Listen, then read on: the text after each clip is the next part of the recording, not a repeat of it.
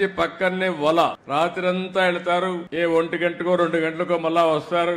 అయిన తర్వాత ఆ వలంతా కూడా పోతే దాన్ని అంతా మళ్ళా కట్టుకోవాలి. అది కూడా చూశాను. అంటే ఈ రోజు నేను చూసింది మా ప్రభుత్వ యంత్రాంగం, మా సెక్రటరీ గారు ఉన్నారు, మా మినిస్టర్ గారు ఉన్నారు, అందరూ ఇక్కడ ఉన్నారు, మా కమిషనర్ కూడా ఇక్కడ ఉన్నాడు.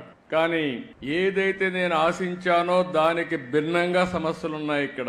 మీరందరూ ఒక్కసారి ఆలోచిస్తే ఏవైతే మత్స్యకారు గ్రామాలు తెలుగుదేశం పార్టీ వచ్చిన తర్వాతనే మీ యొక్క దశ దిశ మారింది. ఇది యథార్థం అనే విషయం మీరు గుర్తుపెట్టుకోవాలి.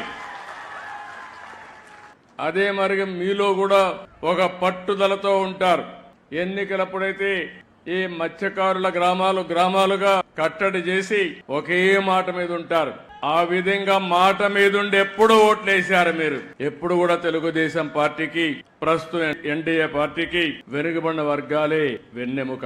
మొన్న కూడా అందరూ ఓట్లేశారు, గాని అందరిలో ఎక్కువ ఓట్లేసింది ఈ వెనుకబడిన వర్గాలు, అందులో మత్స్యకారులు అని చెప్పి కూడా నేను మీకు తెలియజేస్తున్నా.